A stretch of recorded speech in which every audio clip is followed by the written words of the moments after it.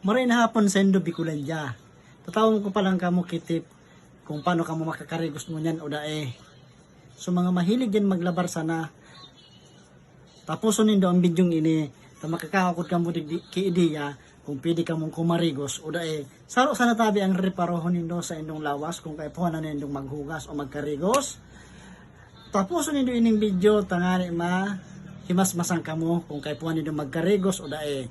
Kung kay puhan nindo magkagkimainit na tubig sa tubig. Tamalipoton bangon niya ng tubig, lalo na paano tamauran.